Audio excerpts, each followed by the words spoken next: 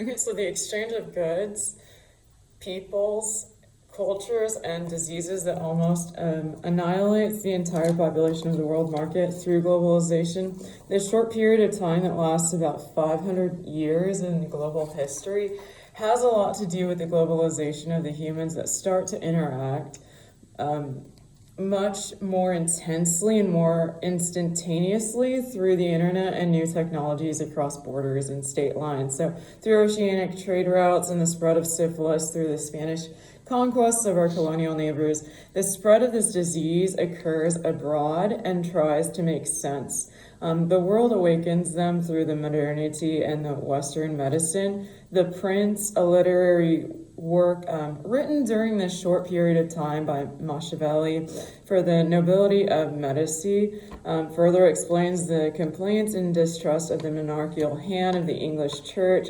always present, and to the extent that they resist even more the cut of the banking system. So before the rise of the modern world, discrete states and cultures largely confined in modern work, date range 1200 to 1700. The Industrial Revolution and the steamboat in particular stands out primarily, and it is a primary example of the innovations that come alive during the Enlightenment and this interaction between the peasant merchants class and that has begun to benefit the nobility and completely erases the steps of the upper middle class towards the nobility through its agricultural practices that they newly formed a system of governance that destroys through the expansion of all maritime trade routes, a true representation, quote unquote, of history through the establishment of colonial empires across the ocean, the early stages of global empire. So this period of time is commonly known as, quote, the age of science, end quote, on the part of historians, and it is an implementation to a greater extent through the cultural exchanges that take place the Spanish Indian coast that today is Lebanon. The train bombings of 2006, again, are causing the impact of these exchanges on global history, as the Cavazos idea that emerged from rapid economic growth and further questioned the nobility of English acquisitions and religions, reforms and cause an upheaval. So within the society, reality of globalization is established as the rapid speed of the disease. Endemics become world diseases, Black Plague, Ebola, tuberculosis. This is in reference to China, Persia, and Rome are the most influential and create the system of government that restores the exchange of tools between the peasants class to impose the power of militia. I'm going to stop there. So this date of 2006, I think you can go back to 2001. So if you wanted to look into Spanish train bombings, I think they're dated back until it could be even before 2001, but I think it might be a typo is what I'm pointing out. So back to this last line here that I've mentioned. So within the society, reality of globalization is established as the rapid speed of the disease. Endemics become world diseases, Black Plague, Ebola, tuberculosis. So we're referencing again China, Persia, and Rome, and they are the most influential and create the system of government that restores the exchange of tools between the peasant class to impose a power of militia that will echo the rise of the French. The social injustice that is causing the start of a war. As discussed earlier, the religions of India are the part of the socioeconomic increase that is taking place during the First Enlightenment. The empire establishes this Eastern Empire, and the national states begin to seek spiritual reform and spiritual influences of this class of sedimentary peasants of the nation. Government reforms and the emergence of new texts, the literate class and the formerly aristocratic classes are merging to practice the social and cultural exchanges established by the capitalist world economy through Buddhism, Christianity, and Islam. Within the art, culture, and relics of the Reformation, the world was seen as a spiritual whole. Religion explained many fundamental beliefs of the civilization that could not be answered in the pre-modern world. Virgin births, food, and medicinal treatments, which previously did not work, technologies, architecture, etc. So the turmoil of the revolution, as discussed previously, brings new technologies, modes of production. Again, the phrase there would be modes of production. As mentioned above, the agricultural exchanges or changes that take place in India and breeding of live animals, such as domestic animals such as pigs, Mediterranean chickens, and turkeys become domestic animals. So these sedimentary pets are trained to travel along the peasantry militia that continues to expand for political and religious reform. So the pigs, and this is a direct quote, the pigs driven in droves in the train of the advancement of the Spanish armies to provide them with readily available food were descendants of Spanish races. Pork and lard quickly become basic ingredients of Central American cuisine, end quote. So cultural exchange continues in the global economic field of play. The quote, the Indians proved to be excellent imitators who learned the skills of the conquest, end quote. So paper currency, the use of paper currency began in the late Tang groups of merchants and made use of the paper certificates in place of metal coinage in the Tang. These certificates were known as, quote, flying cash, end quote, by the Song dynasty. Officially, paper currency was printed by the gout. So merchants could deposit a large amount of metal currency with a reliable person, family, or institution, such as a Burst temple, in one location and receive a receipt redeemable for the same amount in another location with a similar reliable agent. The earliest extant text on paper with carved wood blocks included Buddhist texts, 18th and 19th century, emphasizing their dislike to profane religion ideas. Printed books in China prompted Buddhism. European Johannes Gutenberg's first printed text was the Christian Bible. Europeans favored movable type, didn't dominate printing in China. They preferred wood blocks. So this comparison is being made and contrasted in communism within China and Russia, specifically with fascism in Germany and Japan, in terms of causes of these movements, the goals of their leaders, and the effects which their regimes had. So in particular, we are discussing what extent did the movements represent a reaction to modernization. So Roman empires, the hierarchies of Greek, Roman, and Byzantine were the fundamental attributes of the social, cultural, and economic changes that begin to happen during these 500 years that are attributed to an age of modernist that is directly tied to the shifts in economy. That other cultural enlightenments were taking place in small meccas through the Eastern Europe hubs for technological and artistic movements that were shaping the interaction amongst the rural class of peasants, in which a power shift was recognized in the world economy, and the idea of capitalism, which has most commonly been recognized to be the most profitable means of conducting business, is seen as malleable and becomes a component in these sedimentary cultures described in our texts. So Mannerists and Chinese alike participate in the movement that was founded predating the Enlightenment and the revolutionized communication amongst the merchants with linguistic barriers. In this book, The Origins of Modern Science, Professor Butterfield of Cambridge writes that the, quote, scientific revolution, end quote, of the 16th and 17th centuries outshines everything since the rise of Christianity and reduces the remnants and Reformation to the rank of mere episodes or internal displacements within the system of the medieval Christendom. So it looms so large as the real origin both of the modern world and of the modern mentality that our customary periodization of European history became an anachronism and encumbrance. This view can no longer be seriously questioned, the scientific achievements of the century and a half between the publication of the Copernicus' De Revolutionis de Bus Orbium Celestium, date 1543, and Newton's Principia date range 1687, marked the opening of a new period of intellectual and cultural life in the West, which I shall call the Age of Science. What chiefly distinguishes this age from its predecessor was the science. So, manning by science a body of knowledge, a method, an attributed of mind, a metaphysic, to be described again below.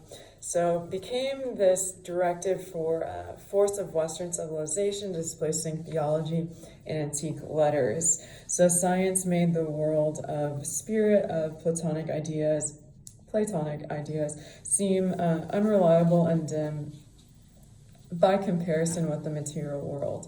And that's a direct quote. So this is being sourced by Franklin Levan Balmer, The Scientific Revolution in the West, reprinted from the Main Currents of Western Thought, 4th edition, edited by Franklin Levan Balmer, date 1978, by permission of Columbia University Press. Classicism and naturalists begin to attempt their take on storytelling through artwork classically trained and celebrated in European art from 18th to 15th century. The discussion of leisure in the agricultural countryside of England, France, and the Western European continues the conversation of this cultural revolution of land acquiring through the peasantry was a common nationalist protest to the state during the era of refinement that brought about the global economic and sociological change to the world industry and revolutionizing the term of governing throughout the continent. The myriad effects of this movement are commonly known as, quote, the Age of Science, end quote, made the intoxicating discovery that melioration depends not upon, quote, change from within, end quote, St. Paul's birth of the new man, but upon, quote, change from without, end quote, scientific and social mechanics. So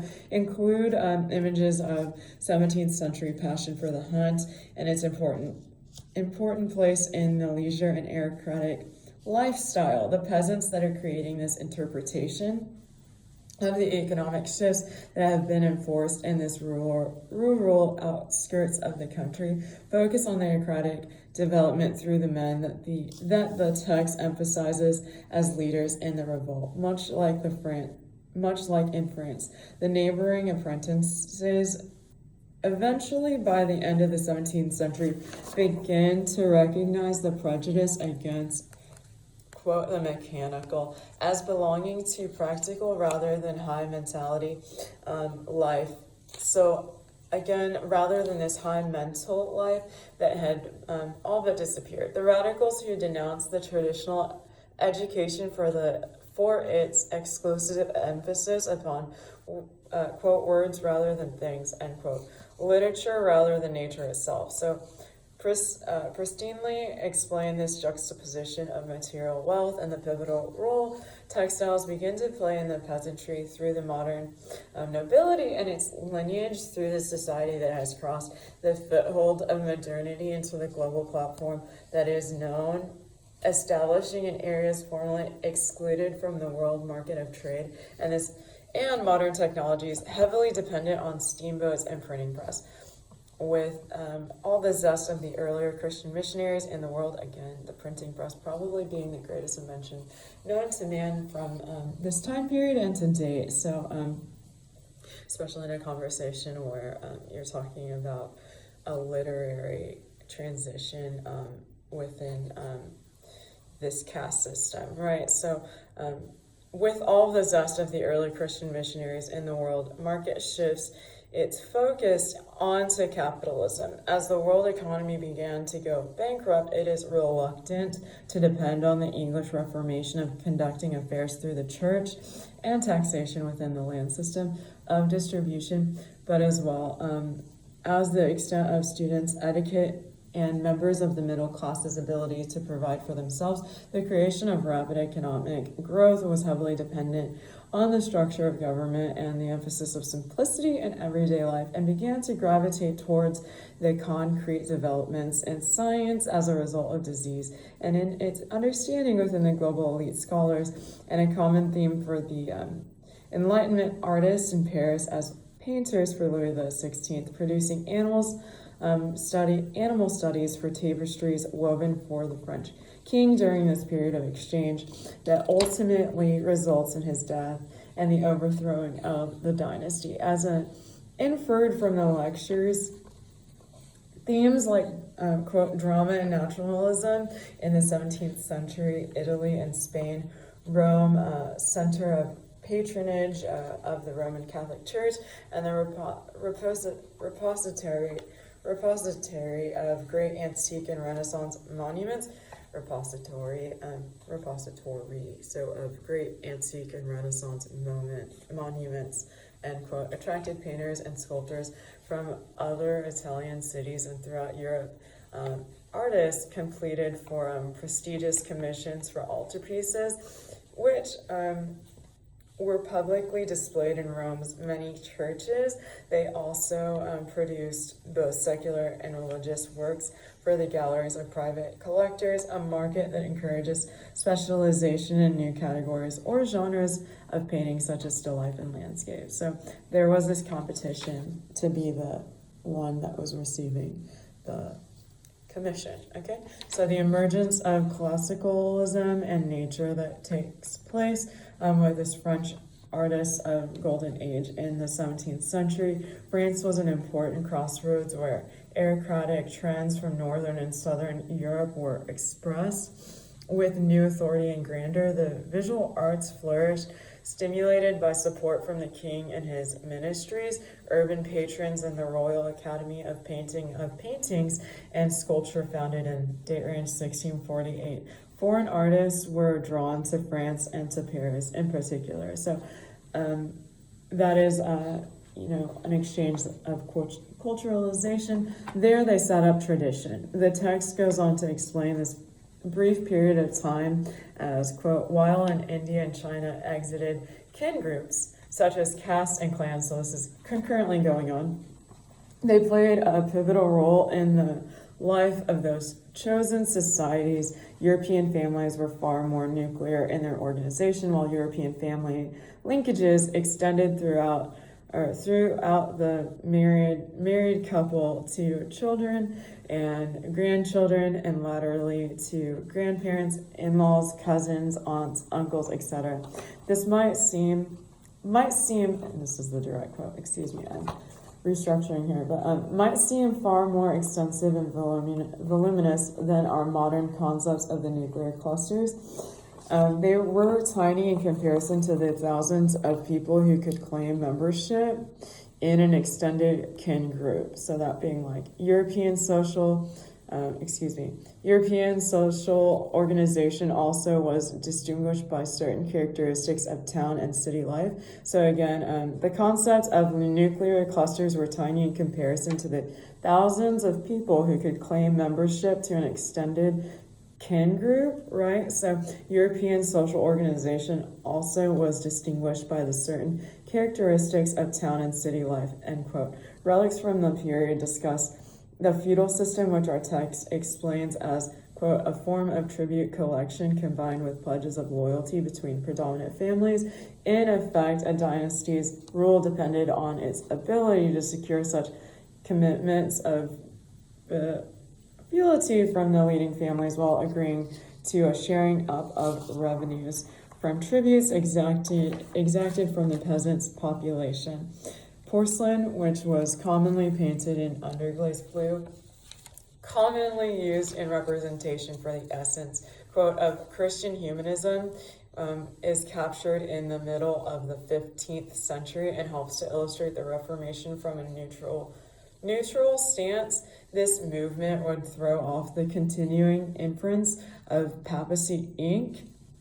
and the realms for peace and tranquility by day, peace and tranquility by night, peace and tranquility by midday, peace and tranquility by day and by night. May the three treasures ensure peace and tranquility were some of the themes mentioned in the movements that take place in China and its establishment of governance through reign marks that have since, through imperial rule into modern day, rather than by their proper names of emperors, Ming and Qing dynasties, are customary identified by these reign titles, Nia Now, which connotates admirable or auspicious qualities used commonly by artisans of the time to honor the janissaries, these imperial officials, slaves rather, formed standing militias and a bureaucracy corps of state agents loyal to the sultan rather than any tribal or regional group. So reigns of the great Ming dynasty as shown throughout the artistry of the emperor referenced here. So again, I'm sticking to the text that is like a direct quote. I'm going to continue.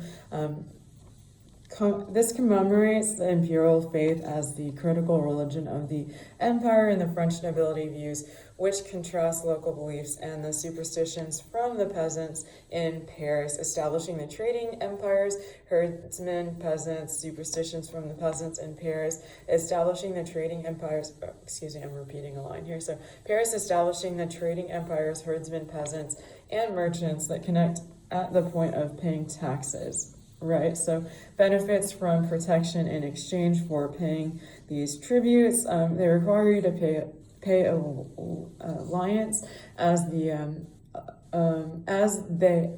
begin to overlay on the way that these states are organized within their imperial systems.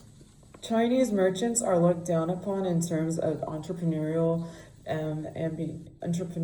begins to find a niche within the trading empires during the 12th century. China capitulates the ruler of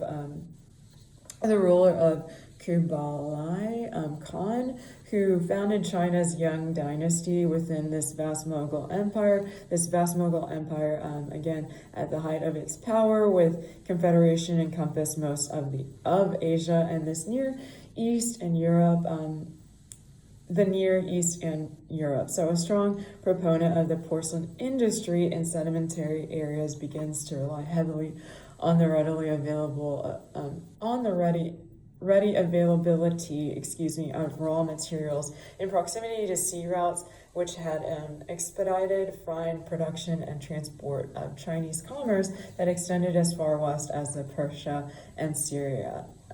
So today, the greatest collection of 14th century blue and white porcelain are preserved in Turkey and Iran.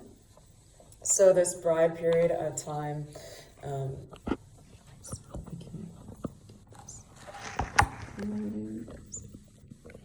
you can see my eyes getting cut off here a little bit. So this bride period of time,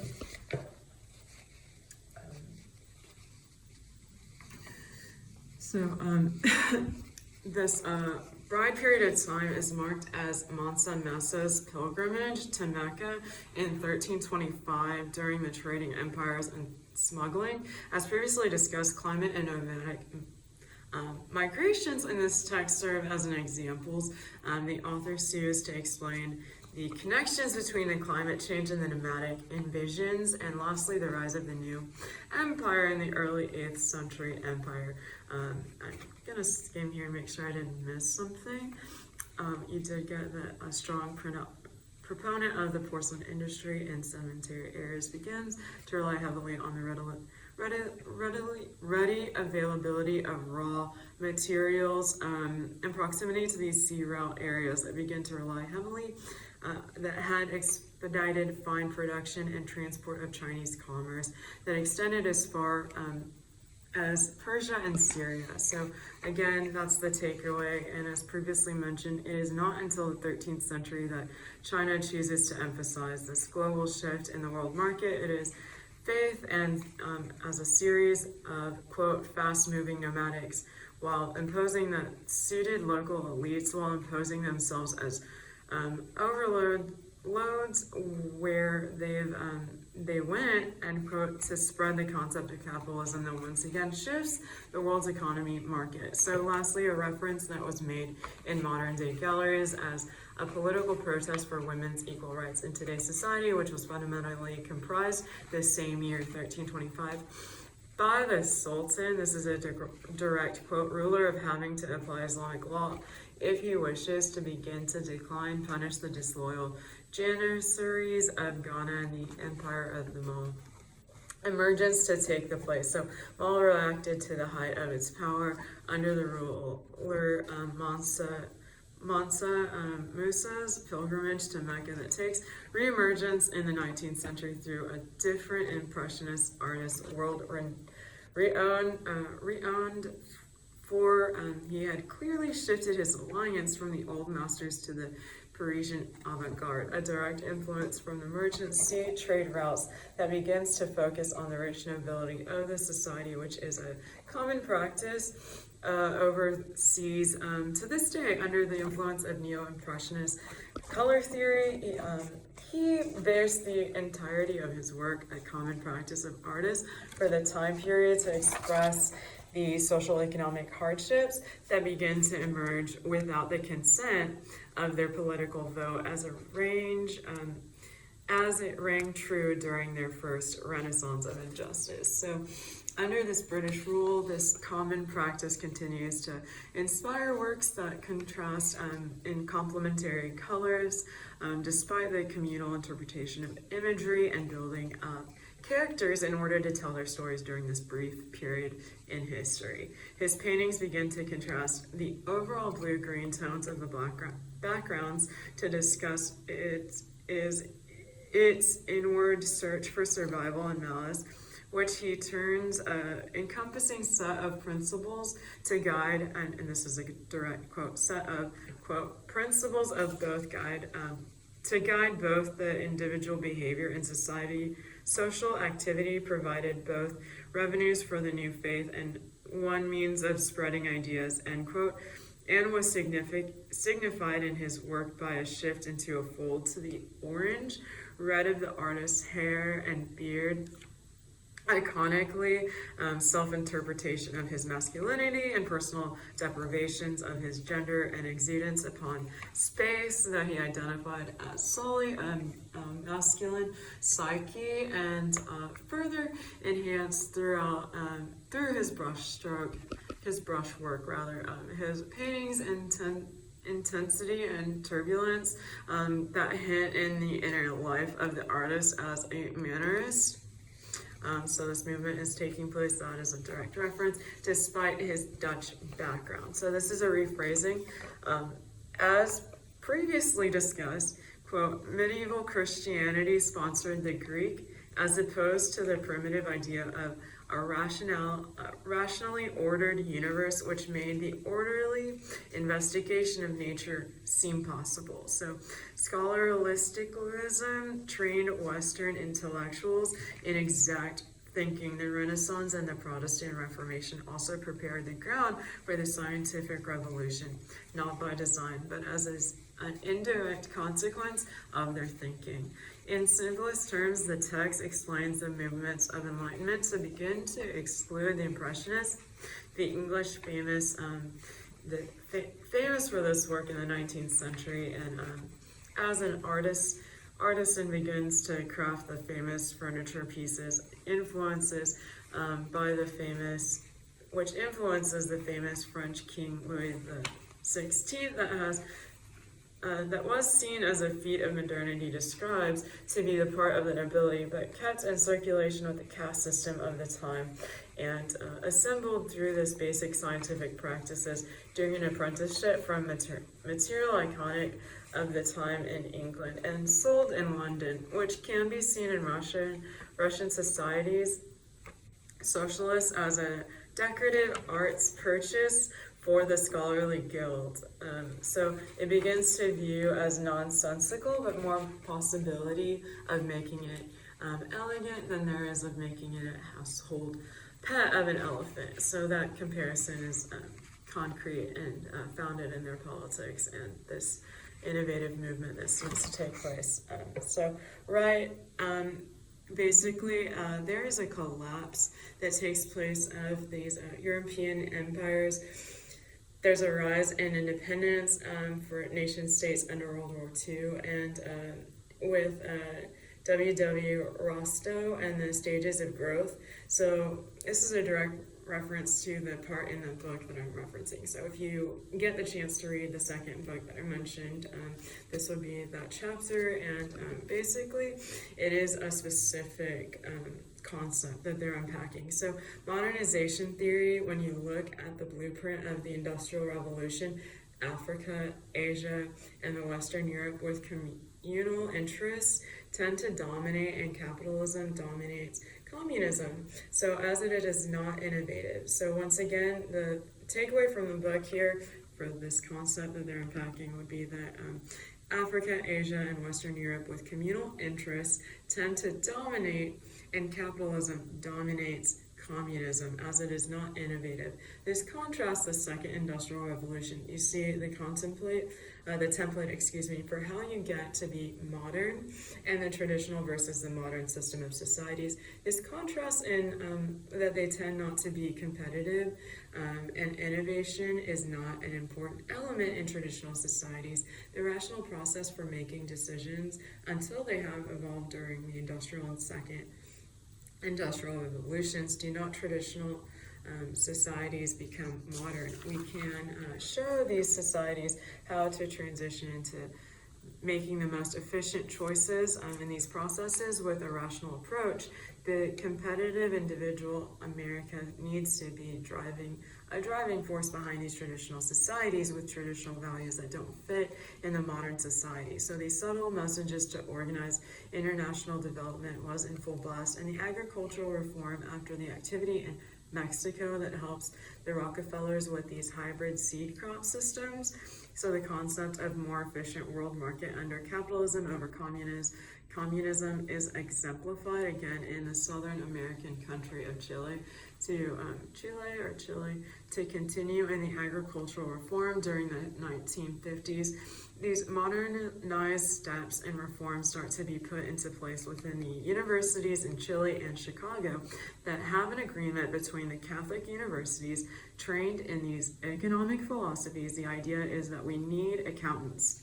The modern training of the modern scientists continues. So in steps towards the modernization, as they continue to train the population with specific disciplines tainted in this economic fashion, economic philosophy, and major modern disciplines, and that sent back to these countries and advance in these cultures, help to shape the policies of their home countries, these modern countries now. So Fidel Castro and the Cuban Revolution, Coke bottles, basically an effort to the United States. The Caribbean challenges the vision of their capitalism and their military power across America, and in the world, communists, because they couldn't resist Coke. So social philosophy, Castro's revolution in Cuba was a direct challenge to the United States, and the Alliance for Progress. So Castro invests in these reinvents of investment. So the states run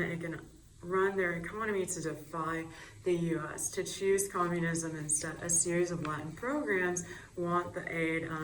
They are talking about millions of dollars, this reformation in their political system, this modernization without a revolution. To maintain social order and an alliance for progress, this deliberate alliance to do that, and it did not work all that well. So Latin American countries follow a third way, not communism or free market, but developed a dependency on theories.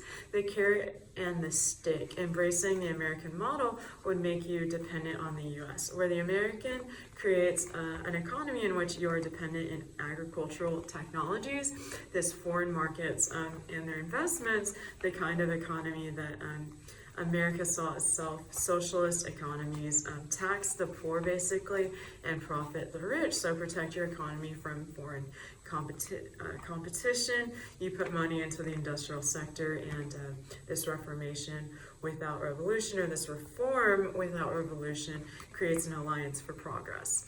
So the third way, this dependency theory and socialism, as import substituting industrialization, the alliance that lost its way basically, is another way to maybe search or Google search more information on that concept.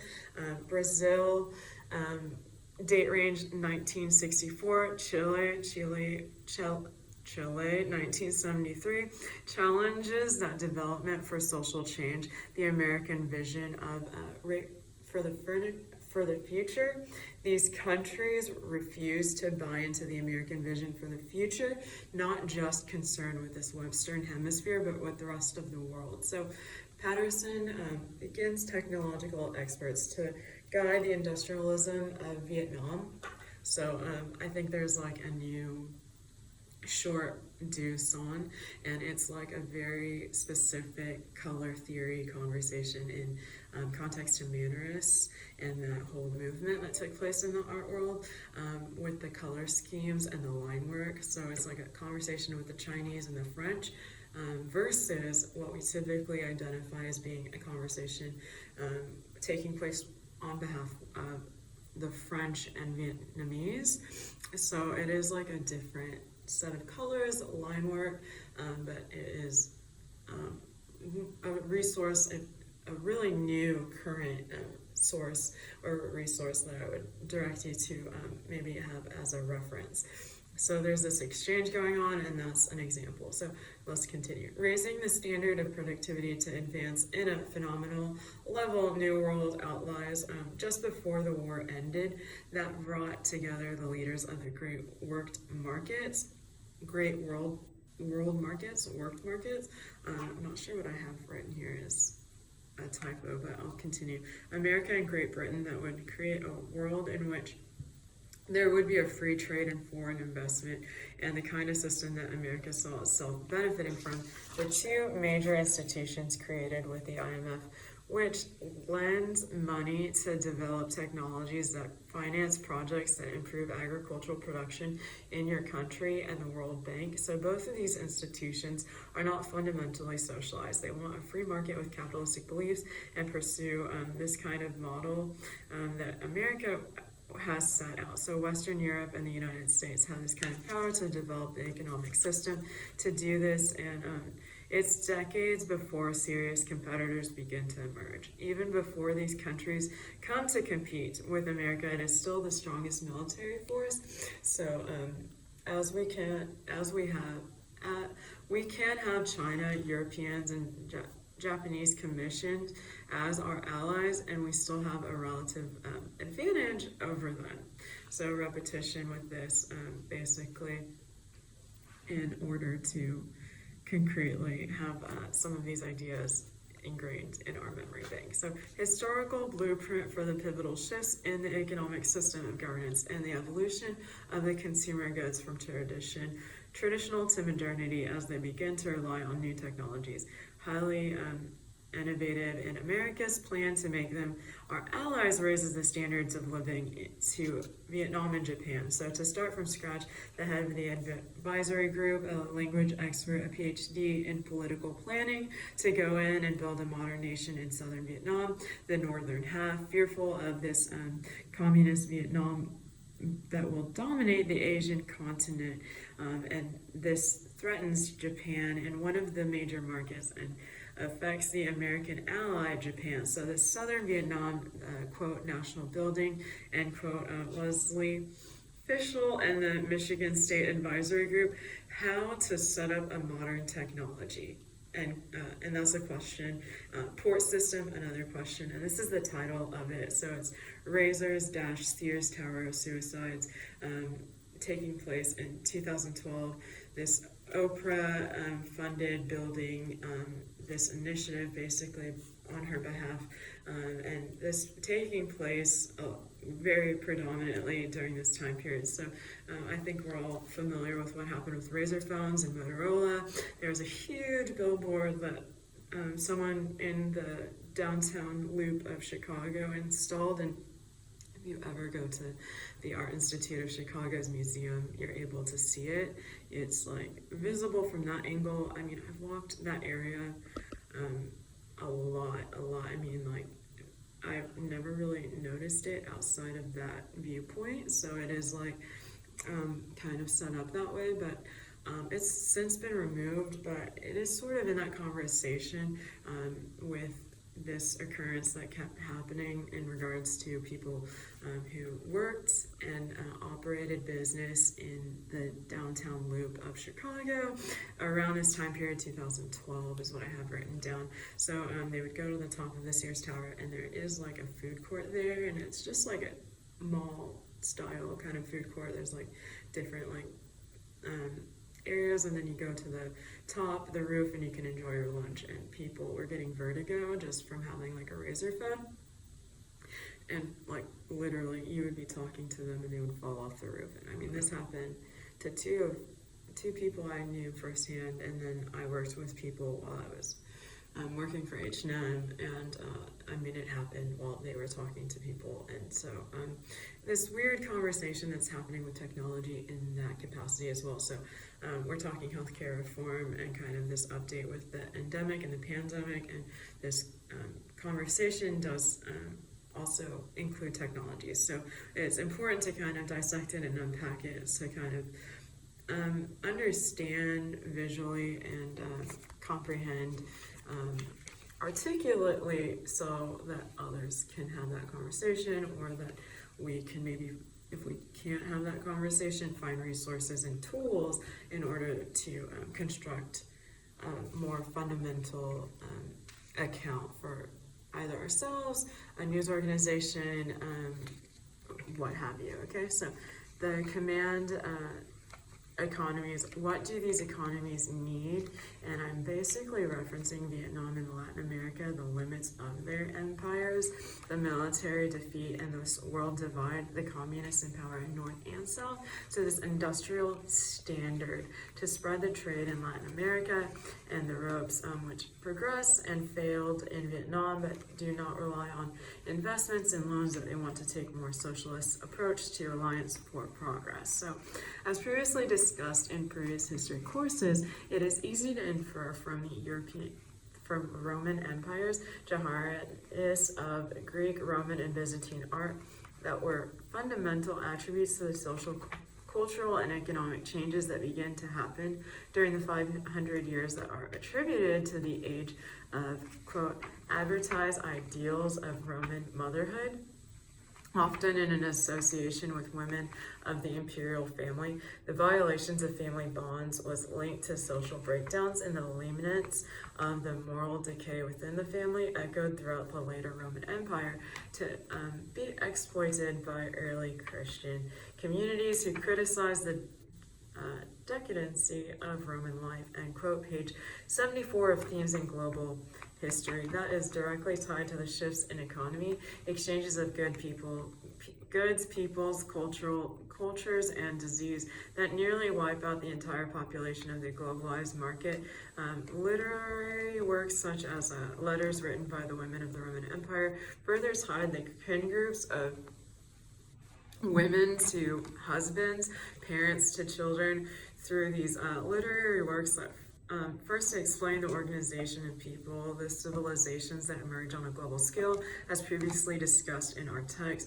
They develop the cultural exchanges throughout the militia that train and make the land available to kin groups in the agricultural peasantry class that conflicts with the nobility of the ruling class. So that conflict that we're specifically identifying is that caste system, which we can see some of the issues that either party were having. So it is basically a two-tier caste system, and there's plenty to unpack if you'd like to do some research and read up on that. So globalization, as previously discussed in our text, explains that their global history during these 500-year period of time in global history describes the globalization of the humans that begin to interact much more intensely and more instantaneously through the internet and new technologies across borders and state lines throughout these oceanic routes. So, quote, elsewhere in Europe, families and households were less subject to the interface of state. Much of what we know about these social structures and habits of northern peoples, such as the Celtics and the Germans, has been derived from the shaped by observation written down by male Roman observers. So this is page 75, Themes in Global History. As previously discussed, the role of European peasantry class would grant her the position of landowner, and is further inference in including the managerial responsibilities that differ from the peasantry class of India, Eastern Africa, Asia, and the eastern coast of these colonial neighbors that begin to undergo a Protestant church reform and revolts against the English monarchical church banking system that establishes this reformation within the system of governance in Europe to include the sex-kin groups with new literate peasantry class. So the revisions include before the rise of the modern world, these discrete states and cultures largely confined in the modern work date range 1200 to 1700, primarily the trading ships and spices, etc., and more intense interactions, a true representation of history through the establishment of colonial empires that go across the ocean. The early stages of these global empires, as previously discussed in the text, the Ming Dynasty is in early 1368, so the date range again being early 1368, coinciding with this impressive display of Chinese naval power, since troops transported by sea established Ming authority over the southern coast of China at the same time as the Ming main army marched over land to capture the Yang capital. So to revive traditional maritime connections between a regime based in southern China and Southeast Asia, in reality, Emperor Hung Wu from the beginning based his revival of the tribune system on his understanding of ancient predecessors, as he considered the more recent predecessors of Yang and the Southern Sung undesirable,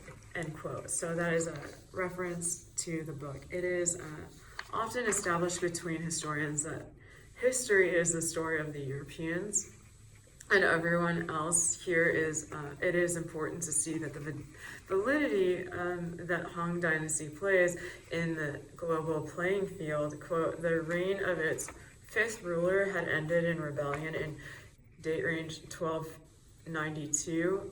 The revival of Mughal fleet sent by the Kublai Khan enabled the ruler's successor to use the Mughals to overthrow the usurper and then ambush the Mughals and drive them out. So this kingdom prospered afterward, and the chief minister who dominated its affairs during most of the next three reigns swore a famous oath in date range 1331 not to rest until, quote, the land below the wind, end quote. So Nusantara, referring to this maritime Malay world, as these Chinese Mughal empires begin to expand into new territories and try its hands at trading oceanic routes to navigate through the southern coast, as previously discussed in the lectures.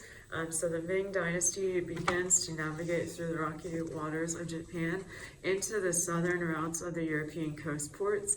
This revival of the tribute system, in which family members of the kin groups establishes within the sects of the empire pay this guide system of taxes in order to preserve the gained territories and participation in trading empires to begin to form with political and social consequences that developed in large part to the oceanic trade and commerce exchange that takes place with Europeans overseas. So the roles of this militia and the warrior states begin to dwindle, and the transition to the sedimentary empires emerges that signifies the pivotal shift in the capitalist economy of the world market and rapid economic growth that occurs as a result, which is discussed in our text. So the story of the Greeks is used through the rural peasantry class that begins to emerge with a literary perspective, offers insight into a spirited warrior culture that falls into that revealed in the pleasures of the natural world. So the stories of the Roman Empire remain a central part of the culture in India to the present day, frequently presented as elaborate dramas in the cinema and on television. Yet the Aryan society of that era differs markedly from that later culture of the subcontinent that is a caste system and dietary regulation. So these aspects of the region's cultural emergence much later as this population on the northwest migrated eastward towards the fertile basin of the Gaines River, and it is tropical and its tropical climate. So this is a direct quote basically from page 58, themes in the global history. So during the cultural exchange and the oceanic routes of the trading empires as they make way into the age of modernity and are faced with disease of the Europeans that begin to shift from the Europeans' endemic into the global scale of a pandemic of Ebola, the Black Death, that wipes out the majority of the population that consists primarily of warriors, merchants, and that are looked heavily down upon, and the peasantry class that remains to participate in the trading routes along the Mediterranean coast, baiting a picture of the standing peasantry militia. Once the Industrial Revolution begins to upheaval the readily available resources of gunpowder, as was a production of weaponry that makes its way across the oceanic trading ports into Germany, the East begins to develop heavily elaborate ceremonial armor with the use of the silver. The peasantry class of the craftsmen and the merchants create a new cloak of military armor for the expert horsemen of their commanders. So the nobility is seen in silks, a restricted resource to the rich nobilities that begin to enforce the European ideals of land acquisition and replaces the establishment of planted sedimentary agricultural plots of land. So that's that caste system again being mentioned, to reorganize within the kin groups into the caste system again under the monarchical influenced French nobles. So the enforcement in these territories that revolt and begin to establish the social constructs of the quote Marian trade routes that crisscross the northern regions of the subcontinent. By contrast, despite the vital importance of peasantry agricultural manual labor, and was loosened down upon by the better classes, a reality reflected in the lowly status of peasants. And this is page 59, the themes in global history and the religious practices that are history of the religious practices the global history. So themes in the global history is the book, and by the religious practices that are discussed in our text mentions quote a person that his or her descendants were expected to live and die within the same caste, yet there was a certain promise of their redemption from those at the lower end of the social hierarchy that lay in India's principal religion, Hinduism being considered the world's oldest living religion, is distinctive in the fact that it does not trace origins to a single inspirational figure such as Jesus, Buddhism, or Muhammad.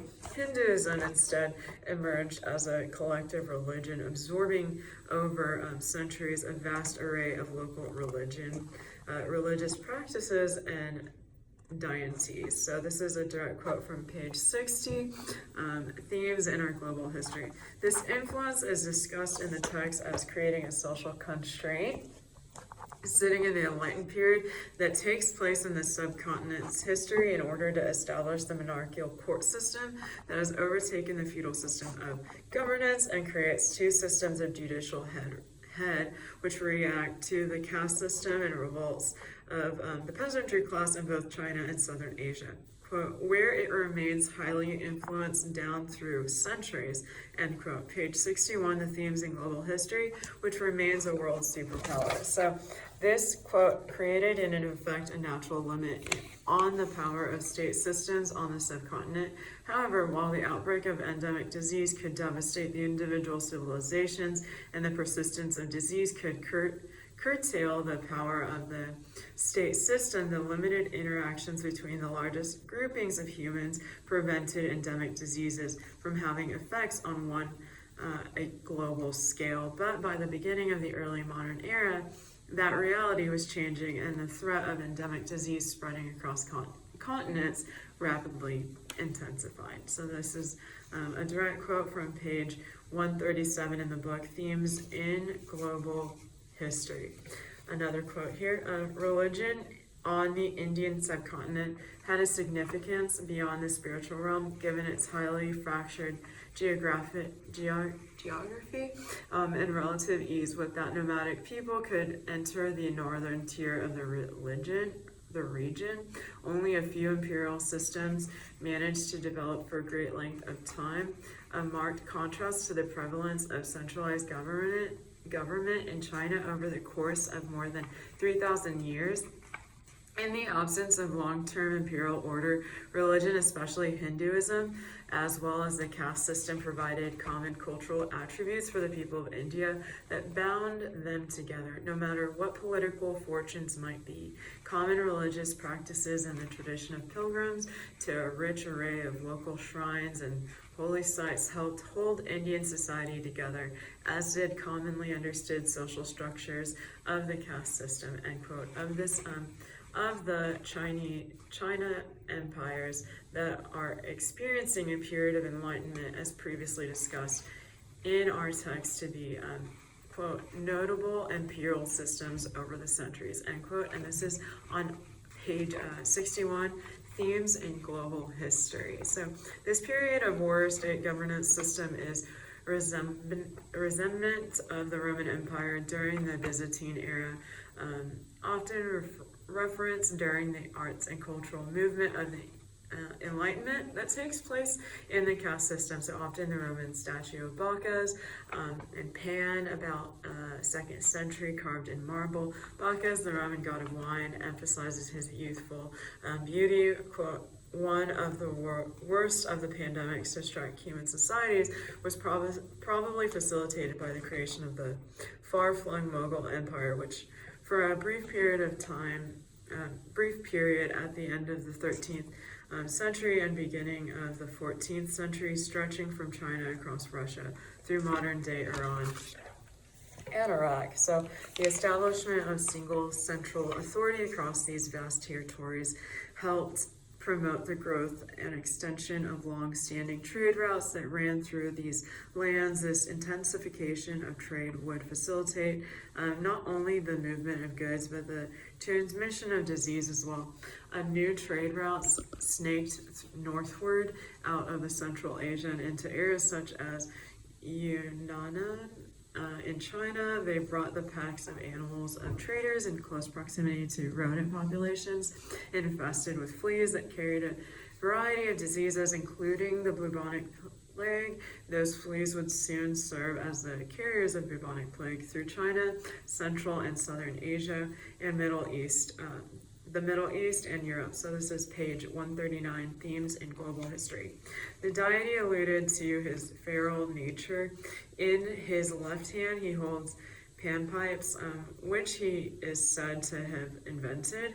The tools of the time developed within the peasantry caste system during the Enlightenment in area of this rural, quote, Mauryan dynasty ruled over a prosperous land where agricultural and trade flourished, as did a vibrant urban cultural life. The larger population of peasants paid for this magnificent empire with tribute payments that took 1/4 of their crops, much like empires around the globe at the time. And Mauryan constituted an agrarian bureaucracy in which peasants' labor effectively underpinned the structure of the state. So this is page 61, Themes in the Global History.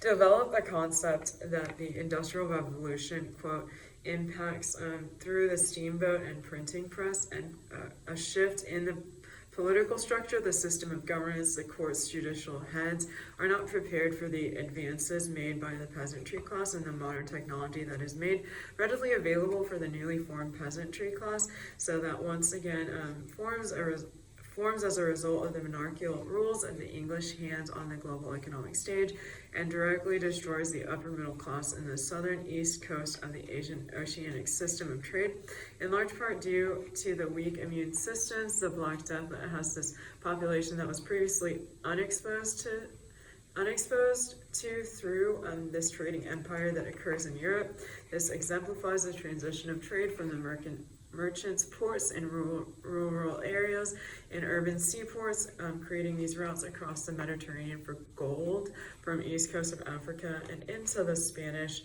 mining for silver. So through this southern Asian route, stimulating rapid economic growth to the world market, despite the harsh conditions of invasions from the Mughals in China and the threat of the pandemics that spread during this exchange. The quote, kindred phrase of our own time radicals, not content limiting the power of the monarch, they are desirous to erect commonwealth of the ruins of the old English policy. At first they had inconsiderable both in numbers and in weight, but before the war had lasted 2 years, they became not indeed the largest, but the most powerful fraction in the country. So this is Oliver Cromwell, and the source is from Thomas Mockley, The History of England, Volume 1, published in London by Appleton and Company in 1880, and this is page 90 to 95. So again, the following expert is going to be from Global History Reader, page 211. This verdict is made after the, quote, injustice that our text discussed of harsh regimes, a military campaign that ended in the slaughter of 10,000 prisoners and undergoes a religious reformation through Buddhism and the ideas of compassion and mutual tolerance as central principles in society. And that is a direct quote from page 61, Themes in Global History. The Industrial Revolution's influence results in the development of Western medicine, hospitals, and educational institutions for the peasantry class that has shifted into the urban port cities from the agricultural outskirts of the city.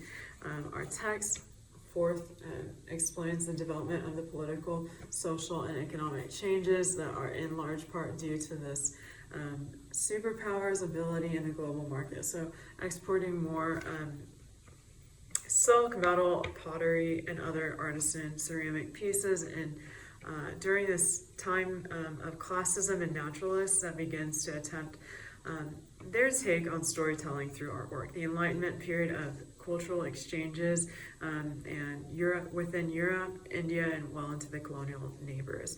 So as previously mentioned, through the mean period of rule, many architectural feats were developed, including the brutal style of modern architecture commonly used as a trademark stylistic feature of the time.